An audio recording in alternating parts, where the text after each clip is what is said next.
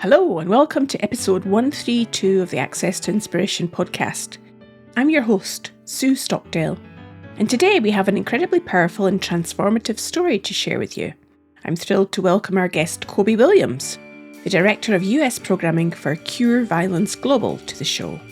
Cobe takes us on a deeply personal journey through his upbringing in Chicago, revealing his exposure to street and gang violence, and how the harrowing impact of violence affected him in his community.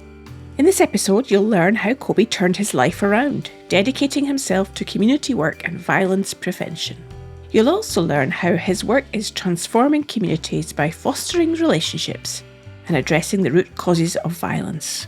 And as always, you can read a transcription of this episode as you listen on our website, accesstoinspiration.org. So welcome to the podcast, Cobe. Tell us what your background is and what your job is today.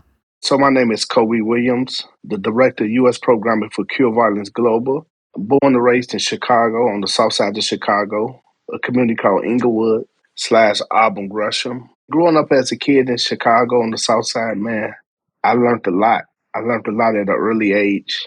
The street life, the gang life, just all type of things. My best lessons was learned in the community where I grew up at. It's a lovely community. I love the community, but a lot of violence happened to take place in the community where I grew up. And violence just making this country sick. I remember them days where we had block parties bringing everybody out, block the streets out, pitching quarters, just being little kids, acting silly and all that. Sneaking, cut the fire hydrant on, the water on, and having fun. But quickly, it went from that to no fun. And I remember I was like 3 years old when my father went to prison for a murder. And then I remember going to see my father in prison. I was like 4 and 5 years old. And I remember his friends was teaching me how to represent through signs, gang signs, and different things like that. And I remember when my father came home, I was 11 years old. And when he came home, he got killed. So my mother was around. She was always on drugs. My grandparents did the best they could for me. So I just turned to the streets.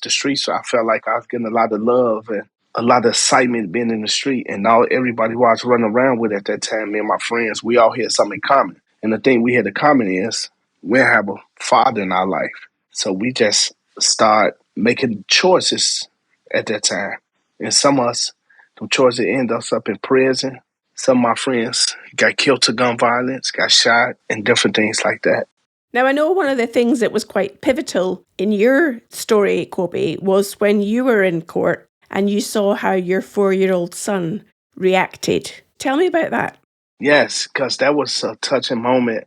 You know, I wanted to do good. My grandparents stayed on me. And when I came home, other people was in my ear.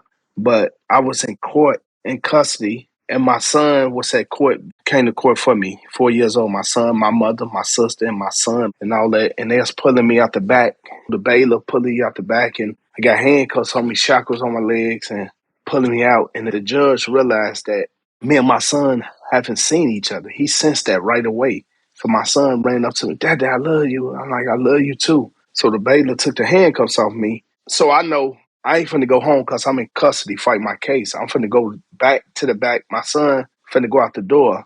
So I told him, man, your mama called me. Go see what she want. He started broke down in front of the whole courtroom. I want my daddy. I want my daddy. I want my daddy. And so right then I started like, man, I got to be there for him. I want to be here for my son and all that. So that's one of the moments that really shaped me, but I really didn't get it together right then. But that's a starting point. So given that you made that decision then to change, to be there for your son, how did you then turn your life around?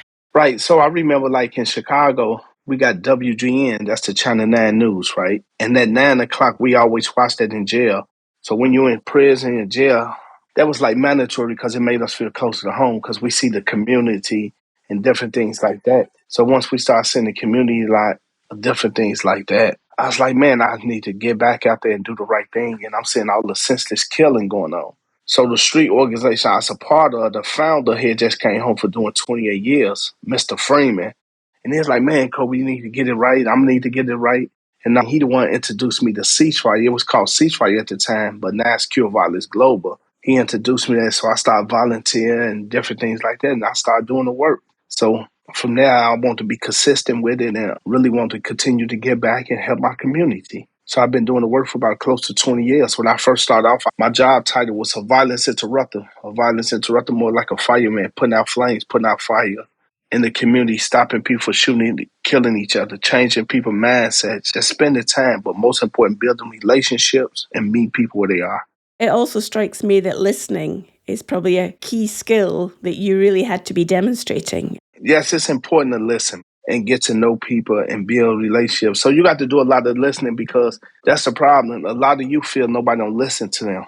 So if you show them they got your undivided attention then and you listening to them, they'll open up to you and they'll really share what they have going on.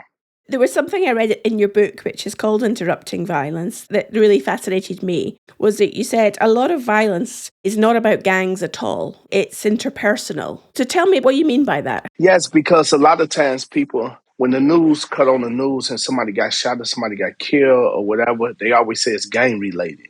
That's not true. A lot of this violence is interpersonal. He looked at me the wrong way. He disrespected my lady. Or me and him used to mess with the same woman. Or he stepped on my shoe. Or he just looking at me. He just bumped me. Or somebody said he said I was talking about him. That's what I'm saying. Be a lot of interpersonal. It ain't gang related. And sometimes what happened is when somebody come from different groups, was part of this group, that group, you come from that group. So if I get into it with you now, it's like you don't say it's gang related because he come from a group and I come from a group. But all the time it's something interpersonal. You owe me some money or something. So when you're out there on the streets then and you're getting to build relationships with people and it's kicked off, how do you calm things down? Because I imagine it has the potential to get heated and you're there trying to show a different way. I mean, it's all about relationships. A lot of times you could calm things down when you have a relationship with these young people. It's about relationship and like you was just saying, it's about listening to them. And it's about not judging them, meeting where they are. So relationships is everything and listening to them is everything. And we focus on stopping shooting and killing before it happened. Once it happened, we focus on stopping retaliation. But we do our best at what we're trying to do to help change their mindset and change their thinking. So it sounds like it's a really important role that you're playing in the community now. I'm wondering also whether part of what enables you to do what you do, Cobe, is that you've got credibility yourself with the people that you're engaging with. Yes, credibility is everything. You got to be a credible messenger. You got to have the respect in the community where people know you and all that. And where sometimes you ain't bragging on your past, but they know what you've been through and they see you here change. So what we doing right now is like, even when I talk about the book, we talking about redemption. We talking about second chance. We talking about how people could redeem themselves. Guess what? I started out one way, but now look what I'm doing now. So it's all about showing people. And I want to be able to keep inspiring other people to let them know they're not alone. So there you were, you'd made your mind to change how you were. You got involved with what's called Cure Violence Global. How did you then expand what you were doing? Because I think now you're responsible for training in over 50 sites in 20 cities, I understand. Yeah, there's programs all over the world with the Cure Violence model. So many people looking for a model to help stop that violence in their community. So they reach out to us because we got over 20 evaluations showing that when you implement this model right, it works. So we able to use the system that we have in place to help people reduce shooting and killing in their community. So that's what we do every day is help people get it together. So a lot of different people reach out to us, private funders, mayor office, health department, city councilman, and everybody reached out and everybody trying to find a way to help reduce this violence in their community. So we help set it up. But keep in mind, the people who do the work are from their own community, though. We just help set it up, but they'll be the one doing the work. But we provide training for them, technical assistance, stay on them, make sure they implement the model right. So coming back to the point about credibility, when people are implementing it in their own communities, those that are implementing it have got the credibility in those places. Yes, credibility is everything. And the people who do this work are from their own community, where people know them. Like I'm born and raised in Southside Chicago. I'm working in the area where I grew up at, where I know people at. I might know the brother, the father, the uncle, the sister, the cousins, and everything. So credibility is everything. And they know we meet them where they are, ain't judging them on them. What gives you most satisfaction about what you're doing now, Cobe? But give me satisfaction knowing I could help save somebody's life. It feels good to know I saved somebody from getting shot or getting killed. It feels good to know once somebody got hurt, I was able to stop retaliation. It feels good when these brothers and sisters reach out like, man, I really appreciate you. They motivate me. They just keep me going and all that. And it feels good to see how a lot of these young people got on the right track because somebody like me and my coworkers showed them it's a better way. That feel great. That's the best. Sometimes people tell me I'm their hero and all that. I say, I ain't your hero, but they like what I'm doing though. So I really appreciate that. So given that you got into what you're doing now, in a way to be a role model for your son and to be there for your son, what does he think of you now and what you're doing? He love what I'm doing and he even told me, he said, Dad, I'd be stupid to go down that road and knowing what you've been through. So that made me feel good that he's seeing what I'm doing and he understand what I'm doing and he know it's a real reason why I'm doing what I'm doing. That's a good feeling. The other thing that I know that you mentioned that's important to you is sport and how that can really help in community situations. Tell me about how sport can be helpful. Yeah, so sports is just a hook, right? Sports is just a hook to hide a band. It's just like one of the tools in the toolkit. Sports to bring them together, but it's much bigger than sports. Everybody like basketball, everybody like football, everybody like some type of sports, but basketball unite. So to have a good friend like Joakim Noah, former NBA player, played with Chicago Bulls, to come in and all that. That's people who they look up to. These young people look up to celebrities, rappers, and you know people like that. And to have them to be a part of what we're doing is major. And before we even get to sports, we do workshops and everything. We do financial literacy, community building, building relationship, conflict resolution, de-escalate situations. We train all that, but it's a lot of relationship building. So when they see each other now, they ain't got to look at him and say, "Oh man, he on that side of the street," and all that. They build good relationship with him. So you're using sport as a means to bring people together. Yes. From what you're saying is you're describing it that you've been able to turn around situations and change people's lives effectively. I'm imagining it's not 100% success all the time. It depends on how much damage has been done, though. So you have to take the situations case by case sometimes. It varies. So given that this is the Access to Inspiration podcast, Cobe, I always ask guests who or what inspires you. So how do you keep yourself inspired to keep doing the work that you're doing? Man, people around me, you got to have a strong support system. That's important. But you got to lean on people who've been through what you've been through and who don't want to go back down that road. So a lot of my coworkers inspire me a lot of times too because we know this work is important and we know where we came from and where we at now. And I want people to know it's okay to give a person a second chance because we was locked up before. That don't mean we need to stop right there.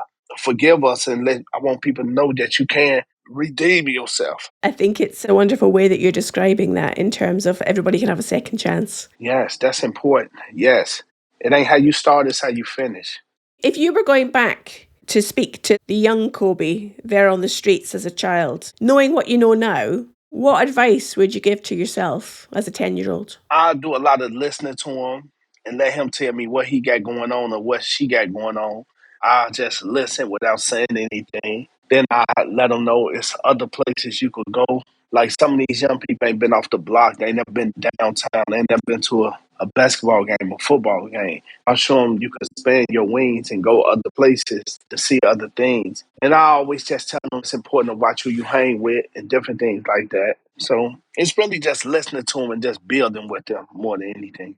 And do you think that that's kind of an alternative for you? Because you said at the start, many of you and your friends didn't have some type of parental support. Do you think that listening is an alternative for young people to have if they don't have kind of a strong sense of parental support around them? Yeah, people don't just wake up and say they want to do something bad to somebody, right? Or they don't want to just act out. But a lot of times, people sometimes, body language sometimes, and they action, it's like they won't help, but they don't know how to ask for help.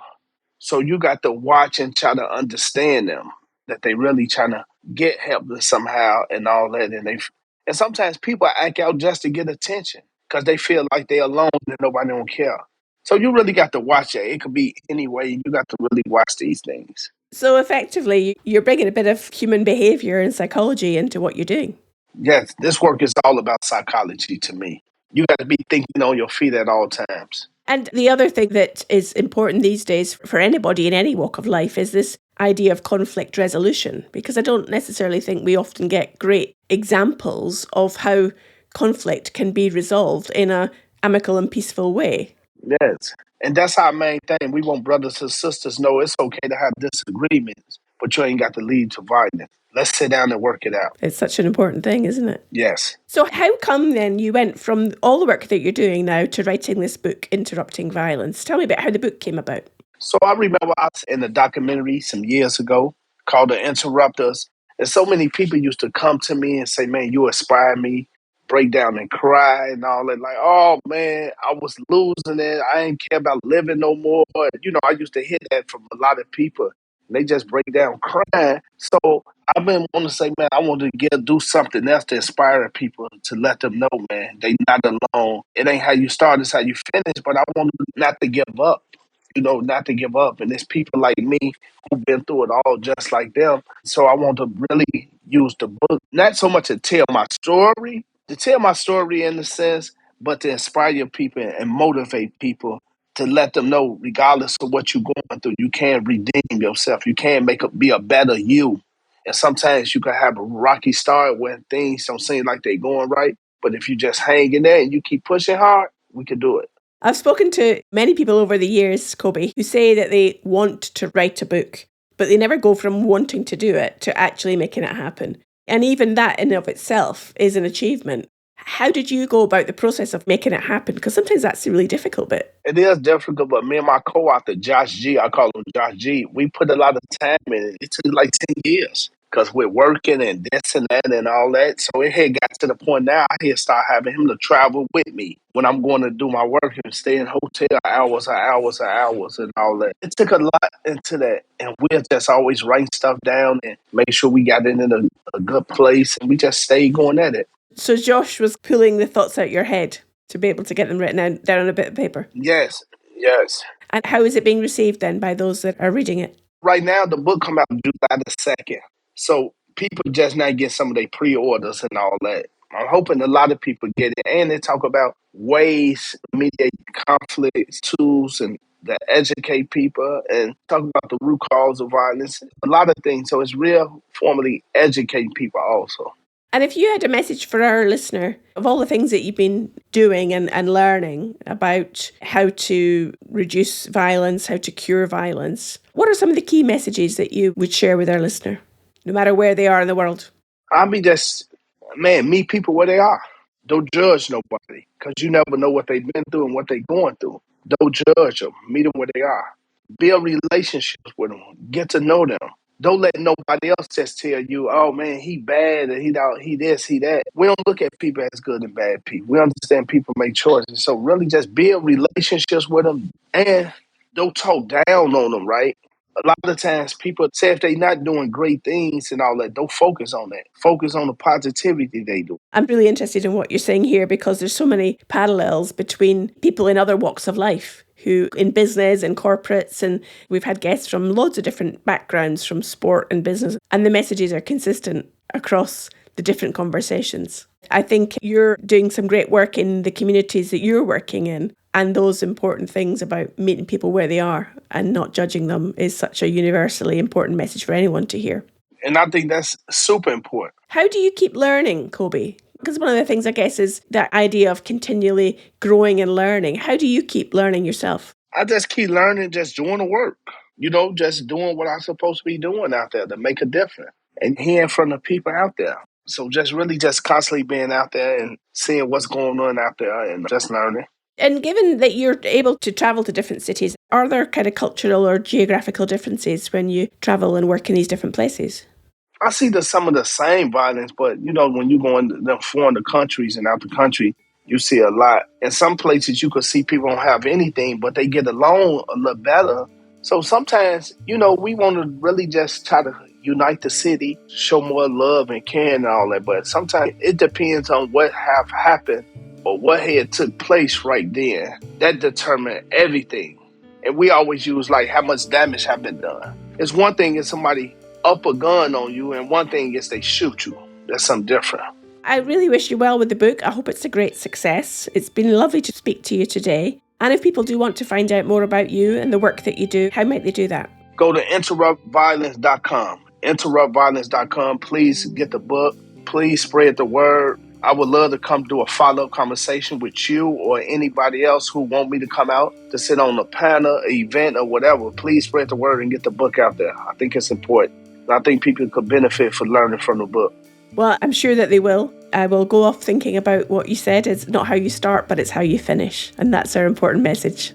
Thank you, Cobe. Thank you for having me, and looking forward to continue this journey and helping save the people all over. Fantastic. Well, I hope you found my conversation with Cobe fascinating, and it showed how the skill of listening is universally important, no matter where we live or work in life. Remember, we have over 120 other episodes in our back catalogue on subjects ranging from business and sports to the arts and social change. Just hop on over to our website, accesstoinspiration.org, to discover them all. And make sure that you keep connected to us by subscribing to our podcast on the platform you're listening to it on, and then you'll never miss an episode when it publishes. You'll also know that our podcast is a free to listen to podcast, but it's not free to make. So if you enjoyed it, then show your appreciation and buy me a coffee. That means clicking on the Buy Me a Coffee link on the show notes to make a small donation. And I can enjoy that coffee when I'm producing the next episode. Your support really encourages us to continue producing quality audio content for our listeners. Next week, I will be speaking to Shoko Doherty, who left Japan to study music in Wales and then went on to become the CEO of Celtic English Academy. I hope you can join us then.